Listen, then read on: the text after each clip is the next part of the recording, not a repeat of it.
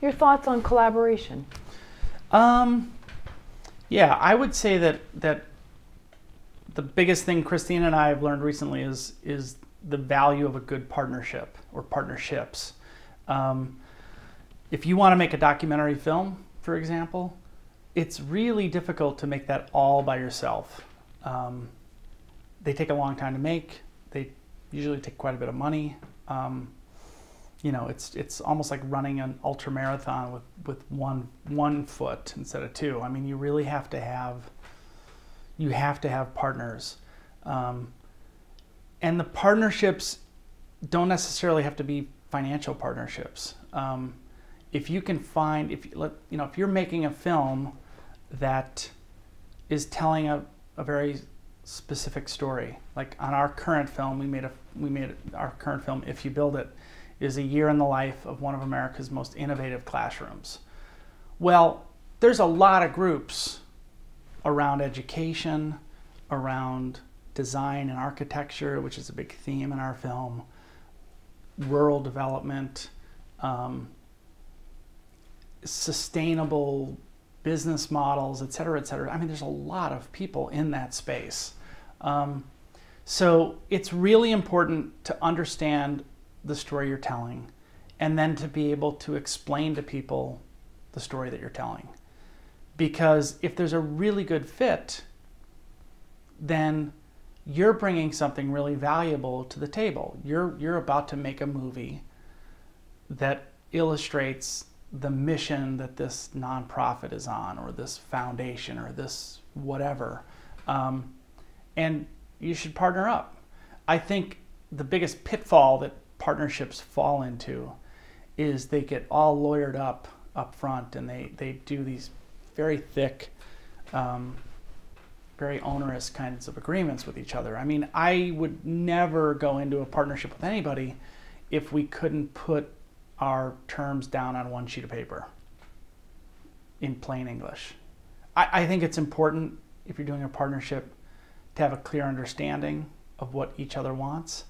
I think it's important also, it may be important in some cases to go into a formal sort of contract agreement, but keep it simple. Somebody hands me a 42-page contract, there's no way first of all, I'm not going to read it. Second of all, I'm not going to sign it. And third of all, I'm going to move on, because that's not a partner I want to get into bed with on a project. What does that say about someone? They got, their priorities, I think, in the wrong place. Somebody hands me a contract that's that thick, and we've had some that were really tricky and created lots of problems. I think what happens is if you get a contract like that, you're dealing with someone or a group that doesn't understand the creative process. If I'm making a movie and you want to help me make that movie, and there's an overlap between what I'm doing and what you're doing, you should be able to put that down on a piece of paper in 100 words or less and figure out if there's a good fit, and then move forward. You should also give yourself an out. If this doesn't work for whatever reason, I'm out. If you don't hold up your end of the bargain, I'm out. These films the budgets on these documentaries are so tight that you cannot really afford to spend a lot of money on contracts. And I think for some reason people do that. We have an amazing lawyer named Lisa Califf. She's one of the best attorneys working in nonfiction, and we work with her all the time. But I think she would also agree that these kinds of partnerships, I think the best kinds of partnerships that I've had in my career are handshake partnerships. It's not 10 lawyers on each side partnerships. Those are usually not very successful. Well, you had said earlier you have this thing amongst your group that the best idea wins. Yeah. So then when you have this huge agreement, it almost sounds like it's so much control from the other party that's not going to be open. You can't even understand what you're agreeing to. So yeah, I think that's really kind of a problem. So that's a red flag? Yeah. Because I think it's hard to know, up front, unless you've known these people for years, and you've mentioned people that you've known for years and you trust them.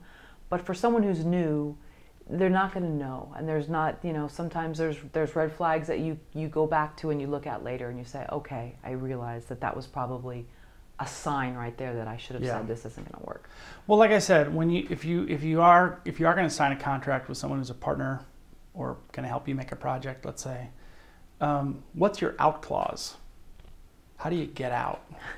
Right. Because if you don't have an out clause, then you're, you know, it might become like prison, like you're stuck and you can't get out. So you really have to understand that. And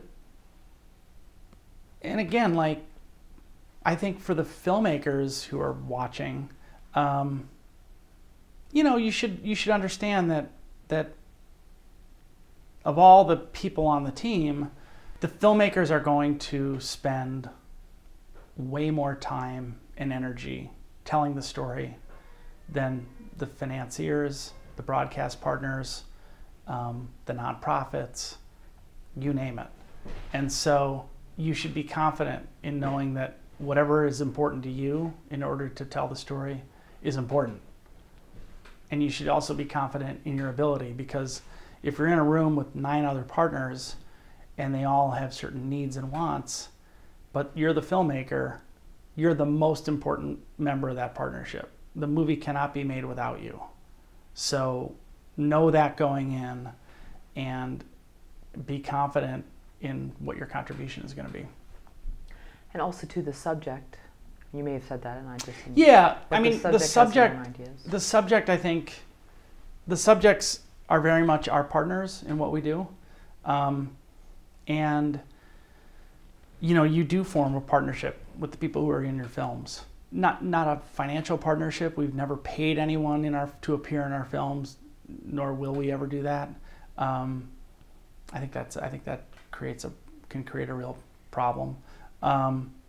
But in the same way that I wouldn't hand one of our subjects a really thick release form, I wouldn't want one of my partners to hand that to me either.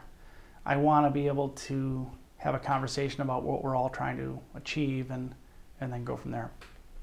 I think that's a better way to start. It's a little bit like, you know, on your first date, you're doing blood tests and talking about what you're going to wear at your wedding and credit checks. It's like, well, wait a minute, we're not there yet.